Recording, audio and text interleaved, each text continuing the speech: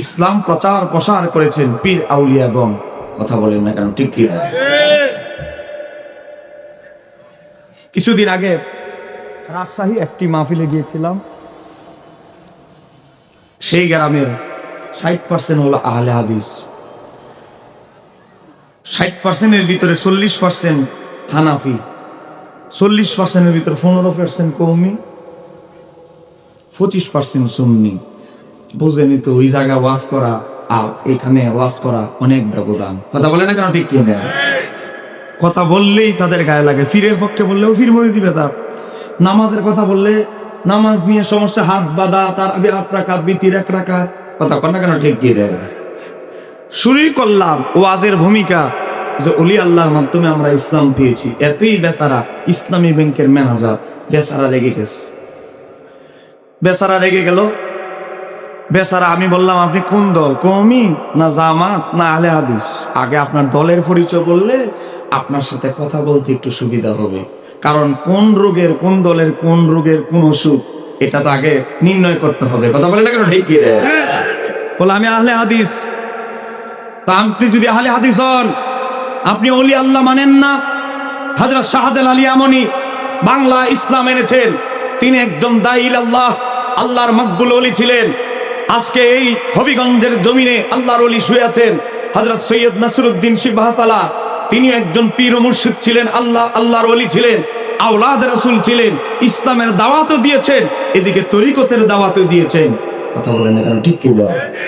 আজকে তাদেরকে ডিঙিয়ে যদি নতুন মুসলমান হতে চান, আমি ওই ইসলামী ব্যাংকের ম্যানেজার ফাজেল বসন্তকলের মাদ্রাসায় পড়ছে, আমি তাকে বললাম শাহজালাল আলী আমনী তো ইসলাম প্রচার করতে গিয়ে সুরমা নদী নামাজের মুসল্লা দিয়ে পার হয়েছে।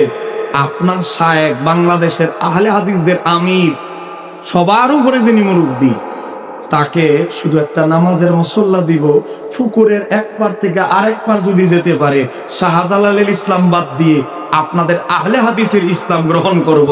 শুধু আপনার শায়েখকে বলেন এই চ্যালেঞ্জটা গ্রহণ করতে, বলেন কিয়ামত পর্যন্ত এই চ্যালেঞ্জটি গ্রহণ করতে পারবে? শাহজালাল আলী আমনীর বিরোধিতা করা সহজ, কিন্তু শাহজালাল আলী আমনীর একটা পশমের সমান যোগ্যতা অর্জন করা অনেক কঠিন। চিৎকার দিয়ে বলতে হবে, ঠিক কি না? আমার বাবারা ভাইরা, চতুর্দিকে ফিতনা ফাসাদের সয়লাভ। কথা বলেন না কেন, ঠিক কি? আপনার ঈমান আমলকে ধ্বংস করার জন্য আজকে চতুর্দিকে এসেছে। ইবাদত তো ছোট করা শুরু করেছে। আমরা বলি যে ইবাদতকে সুন্নাত, তারা বলে বেদাত। কথা বলেন না কেন, ঠিক কি?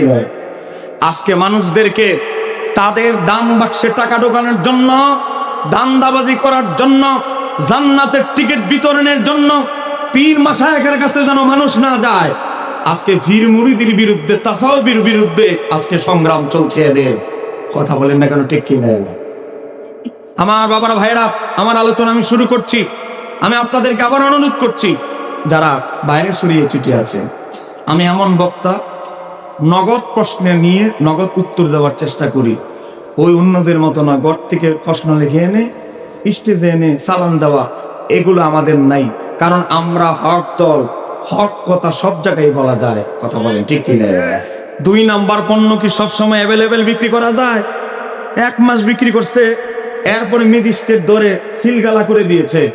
2 নাম্বার জিনিস অল্প সময় কিছুদিন বিক্রি করা যায়। আমরা আহলে সুন্নাত ওয়াল জামাত এখনো আছি। ইমাম মাহদী আলাইহিস সালাম যখন আসবেন জমিনে, ইমাম মাহদীও যেই আকীদার উপরে থাকবেন, যে মানহাজের উপরে থাকবেন, তার নাম আহলে সুন্নাত। বাম দিকের ভাইরা কি এই দলের নাম বলতে ভয় পাচ্ছেন নাকি? বলেন আমাদের দলের নাম আহলে সুন্নাত। একটু মহব্বতে পড়ি, আল্লাহুম্মা সাল্লি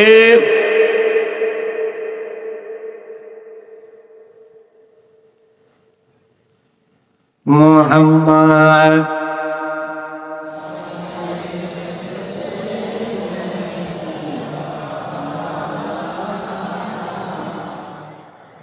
চিন্তা করে দেখো রে মন, রাত্রি গভীর নিশীতে, মরণ কালে বান্ধব নাই রে, কে যাবে তোর সঙ্গেতে। আল্লাহুম্মা। মাশাআল্লাহ, পিছনে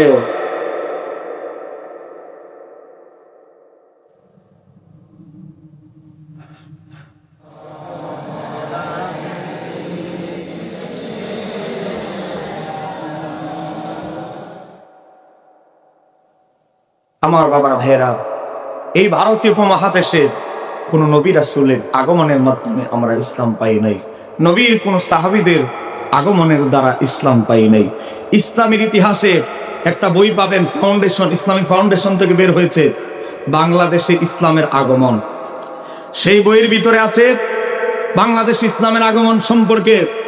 বাংলাদেশের চট্টগ্রামের বন্দরে আল্লাহর নবীর দুইজন সাহাবী, একজন মা খাদিজাতুল কুবরার চাচাতো ভাই, আরেকজন নবীর সাহাবী, 2 দিনের জন্য চট্টগ্রামের বন্দরে অবস্থান করেছিলেন। তার একটা ব্যবসায়িক কাজে এসেছিলেন, নামাজ পড়েছেন, তাহাজ্জুদ পড়েছেন, সেখানে 2 দিন অবস্থান করেছিলেন। এতটুকু সৌভাগ্য বাংলাদেশের মানুষ হিসেবে আমরা, নবীর সোহবত লাভ করত 2 জন ব্যক্তি বাংলাদেশের পদচারণা হয়েছিল। একটু জোরে বলেন না মারহাবা। তাদের সময় সীমা ছিল মাত্র 2 দিন। 2 দিন থাকার পর তারা চলে গিয়েছিলেন। এই বাংলাদেশে, এই ভারতীয় মহাদেশে ইসলাম প্রচার করেছেন খাজা গরিবে নামাজের মতো লোক, হযরত শাহজালাল ইয়ামানি, তার সাথে 360 আউলিয়া সহ বিভিন্ন আউলিয়া কেরাম। আজকে দেখেন বিভিন্ন দেশে, আজকে ইয়ামানে বলেন, বিভিন্ন দেশে ইয়ামানে আমার নবী জীবনে কোনোদিন যায় নাই, কিন্তু ইয়ামান দেশে ইসলামের আলো ছড়িয়েছেন। নবীর যুগে অল্প কিছু মুসলমান হয়েছিলেন, কিন্তু হযরতে ওমরের যুগে ইয়ামানের কানায় কানায় ইসলামের আলো ছড়িয়েছেন একজন আল্লাহর ওলি। একটু জোরে বলা যাবে কি সুবহানাল্লাহ। নবীর যুগে ইয়ামানে মুসলমান হয়েছিলেন, কিন্তু মুসলমানের সংখ্যা ছিল 30 থেকে 35%। একজন আল্লাহর ওলি ইয়ামান দেশে 100 থেকে 95% মুসলমান বানিয়েছেন হযরত ওমরের যুগে। কোন সাহাবী ছিলেন না, নবীর সোহবত লাভ করতে পারে নাই, কিন্তু বেলায়েতি শক্তি দিয়ে, একটু জোরে বলা যাবে কি সুবহানাল্লাহ। আজকে আমাদের ভাইরা যার কিতাব বেশি বেশি পড়ে, আমার হাতে একটা বই দেখতে পাচ্ছেন, এই বইটির নাম হচ্ছে আল বিদায়া ওয়ান নিহায়া, লিখেছেন ইমাম ইবনে কাসির। আজকে আমার আহলে হাদিস ভাইরা, জামাত ইসলামের ভাইরা, কওমি ভাইরা, যার তাফসীর বাংলা অনুবাদ বিয়েতে, খতনায়, ওলিমায়, বিভিন্ন অনুষ্ঠানে বাংলা ফ্রিতে গিফট করে থাকেন, এই ওনার লেখা তাফসীর, তাফসীর ইবনে কাসির। সেই ইমাম ইবনে কাসির একটি তাফসীর লিখেছেন, তাফসীর ইবনে কাসির। তিনি একটি ইতিহাসের বই লিখেছেন, নাম হচ্ছে আল বিদায়া ওয়ান নিহায়া। অনুবাদ আমরা করি নাই, বাংলাদেশ গভর্নমেন্ট থেকে, ইসলামিক ফাউন্ডেশন থেকে বের হয়েছে। 8 নম্বর খণ্ডে ভাই, প্রত্যেকের হাতে মোবাইল আছে, আমার কথা মিলিয়ে নেওয়ার চেষ্টা করবে। মোবাইলে গিয়ে লিখবেন আল বিদায়া ওয়ান নিহায়া বাংলা অনুবাদ PDF, আপনি 7 নম্বর খণ্ড পেয়ে যাবেন। আল্লাহর ওলিরা কিভাবে ইসলাম প্রচার করেছেন। আজকে এত বড় বড় ডক্টরেট ডিগ্রিধারী মুসলমান 3 সাবজেক্টে ডক্টরেট করেছে, কিন্তু বেচারার ইতিহাসে একজন মুসলমান বানিয়েছে ইতিহাস নাই। কিন্তু এক একজন আল্লাহর ওলি কিভাবে লক্ষ লক্ষ বিধর্মীকে কালেমার ছায়াতলে আনতেন, তার এলমে জাহের, এলমে বাতিন, 2 জ্ঞানের সমন্বয়ের মাধ্যমেই বিধর্মীকে ইসলামের ছায়াতলে আনতে পেরেছিলেন। চিৎকার দিয়ে বলতে হবে কে কিনা। যুগটা হলো আমিরুল মুমিনিন হযরত ওমর ইবনুল খাত্তাব রাদিয়াল্লাহু তাআলার যুগ। ইসলামের দ্বিতীয় খলিফা হযরত ওমর ইবনুল খাত্তাবের যুগ। ইয়ামান দেশে ইহুদি নাসারা বিভিন্ন গোষ্ঠী ভরে গেছে। এই অবস্থায় একজন ভণ্ড নবীর আবির্ভাব হলো ইয়ামান দেশে। এই ভণ্ড নবী, তার টাকা পয়সা অনেক, কোন সন্তানাদি নাই। বেচারা চিন্তা করলো, আমার যেহেতু সন্তানাদি নাই, এই সুযোগে একটু নবী দাবি করে বসি, তাহলে আমার কিছু উম্মত টম্মত হবে, পাটা টিপবে, খেদমত টেদমত করবে, আমি একটু ভোগ বিলাসে থাকবো। একটু জোরে বলেন না নাউযুবিল্লাহ। আর কিছু না, নবী দাবি করে বসেছে। আজকে দেখলাম ঢাকায় বিভিন্ন দলের লোকেরা আজকে খতমে নবুয়তের আজকে পক্ষে কাদিয়ানীদের বিরুদ্ধে কথা বলেছে।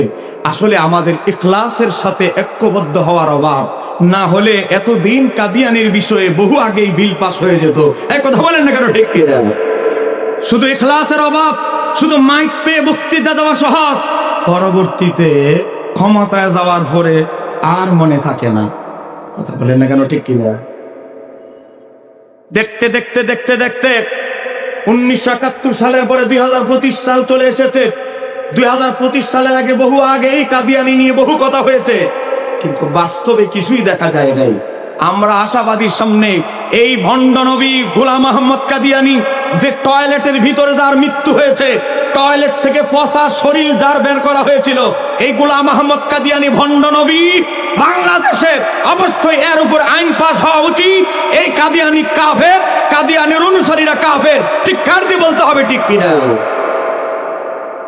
আজকে আল্লাহর ওলিরা, আজকে আল্লাহর ওলিদের হক্কানে ওলি আল্লাহর আজকে তাদের সহযোগিতা, তাদের পরামর্শ না নেওয়ার কারণে আজকে আমাদের দেশের কি অবস্থা, কথা বলেন না কেন, ঠিক কিনা? গভীরভাবে লক্ষ্য করেন, সময় আমার কম, কথা বলতে হবে বেশি। এই ভণ্ড নবী, তার তো টাকার অভাব নাই, দালাল লাগাইস, তোরা মার্কেটে প্রচার করবি, আমি অনেক বড় বড় মোজেজা দেখাই, আমার এমন এমন মোজেজা, এগুলো তোরা মার্কেটে ডেলিভারি দিবে এক একটা। মুসলমানরা ভণ্ড নবীর বিরোধিতা করতে লাগলো। যতজন ভণ্ড নবীর বিরুদ্ধে কথা বলতো, মাঠে কাজ করে গেলে ওখান থেকে গায়েব করে ফেলা হতো, গুম করে ফেলা হতো। বাবা, নীরব নির্জন জায়গায় গেলে গুম করে ফেলা হতো। এরপরে সাধারণ মুসলমান ভয়ে ভণ্ড নবীর বিরুদ্ধে কথা বলতে যখন সাহস করতে পারলো না, একজন আল্লাহর ওলি, কিতাবের ভিতর ইতিহাসের পাতা এসেছে, যার নাম আবু মুসলিম আল খাওয়ালানি, ইয়ামান দেশের একজন মুসলমান, আমার নবীর যুগে হায়াতে বেঁচে ছিলেন, মাত্র 2 দিনের জন্য আমার নবীর সোহবত লাভ করতে পারে নাই। ঘোড়া নিয়ে যখন মদিনাতুল মুনাওয়ারায় ঢুকলেন, দেখে মদিনার মানুষের চোখের মাঝে কান্নার ছাপ। মদিনার মানুষকে বললেন, কি হয়েছে তোমাদের? মাত্র 2 দিন হয়ে গেছে রাসূলুল্লাহ সাল্লাল্লাহু আলাইহি সাল্লামকে রওজা মোবারকে দাফন করা হয়েছে। এই আবু মুসলিম খাওয়ালানি আফসোস করেছিল, মাত্র 2 দিন 3 দিনের ব্যবধানে নবীর সোহবত লাভ করতে পারলাম না। আমার বাবার ভাইরা, আবু বকর সিদ্দিক বললেন, আপনি ইহুদি থেকে মুসলমান হয়েছেন, আপনি থাকেন, আপনি ইহুদি ধর্মের বড় আলেম ছিলেন, আপনি ইসলাম ধর্মের জ্ঞানের উপরে চর্চা করেন, অনেক নবীর সাহাবী আছে, তাদের থেকে জ্ঞান অর্জন করেন, তাহলে আপনি ইয়ামান দেশে গিয়ে প্রচার করবেন। হযরত আবু মুসলিম খাওয়ালানি কিছুদিন থাকার পরে নিজের দেশ কোথায় ইয়ামানে চলে গেলেন। ভণ্ড নবীর আবির্ভাব হওয়ার পর হযরত আবু মুসলিম খাওয়ালানি একটা উঁচু টিলার উপরে, পাথরের উপরে দাঁড়ালে বলতে লাগলে, ইয়া আইয়ুহান নাস, হে মানুষেরা, এই ইয়ামান দেশের মানুষের এদিকে আসো, তোমাদের একজন ভণ্ড নবী ঢাক ঢোল পিটায়া দালাল ভাড়া করে মুজিজা প্রকাশ করে নিজের নবী দাবি করছে, তার সাথে আমি বাহাস মোবাহেলা করতে চাই। একটু ধরে বলেন না সুবহানাল্লাহ। মানুষ মনে মনে বলে, আরে আবু মুসলিম খাওয়ালানি দরবেশ মানুষ, এই বেচারারা তো খেয়ে ফেলবে, কারণ ওই ভণ্ড নবীর বিরুদ্ধে দাঁড়ালেই গুম করে ফেলে। হযরত আবু মুসলিম খাওয়ালানি বললেন, মোবাহেলা হবে, বাহাস হবে, আগামীকাল এই জায়গায় সকাল 10টায় আগুনের কুণ্ডলি বানানো হবে, তেল দিয়ে তেল ঢেলে কাঠের উপরে আগুনের কুণ্ডলি বানানো হবে, আমি 1 ঘন্টা আগুনের ভিতরে থাকবো। আগুন যদি আমি আবু মুসলিম খাওয়ালানিকে খেয়ে ফেলে, আমার নবী ইসলাম ধর্মের নবী ভুয়া, আর এই ভণ্ড আগুনে ঝাঁপ দিবে। এই ভণ্ডকে যদি আগুন খেয়ে ফেলে, তাহলে এই নবী ভণ্ড।